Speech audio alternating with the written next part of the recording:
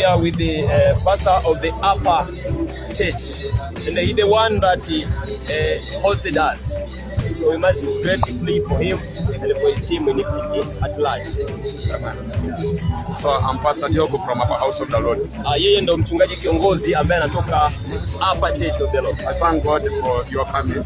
Kiukweli yeye anamshukuru Mungu kwa uwepo wetu sisi hapa Uganda. You have helped us to build the ministry of God. Lakini pia tumekuwa sehemu na mchango mkubwa katika kuifanya kazi ya Bwana. You are coming here not by mistake.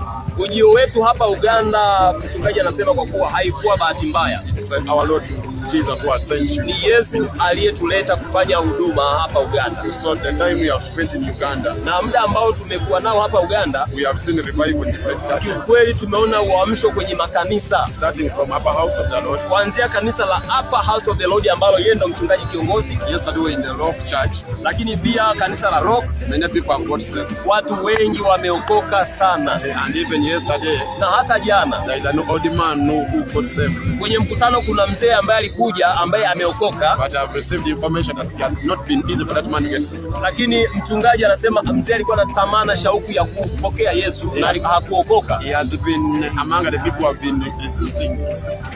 Amekuwa mmoja wa watu ambao walikuwa wanaukataa wokovu. But yesterday we thank God. Lakini siku ya jana ni jambo la kumshukuru Mungu na la kushangaza. During that crusade, ulikuwa ni wakati wa crusade ambao ulikuwa kufanyika. And I've been getting a testimony from my fellow pastor. Na akawa amepata ushuhuda kutoka kwa rafiki ambaye ni wa karibu yake. That he has been a devil worshipper.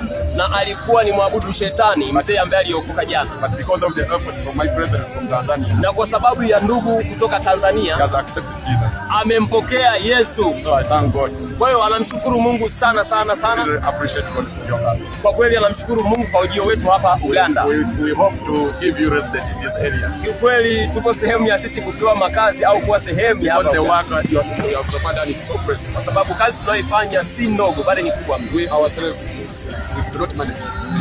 Uganda kama Uganda kiukweli wasingeweza kwa sababu tunaamini ni jambo la kimungu. But through the effort that Jesus has given you, kupitia ile nguvu na uwezo ambao Yesu ametuwezesha, we have managed to change very many people. Kiukweli imekuwa ni sehemu ya kubadilisha watu. And we are seeing revival in Mighty Mass. Na tunaona uamsho Mighty Mass. So God bless you, my friend. Kwa kweli Mungu awabariki sana. God bless the works of your hands. Mungu awabariki kazi ya mikono yenu. God bless your family. Mungu aibariki familia yenu. Amen. Amen.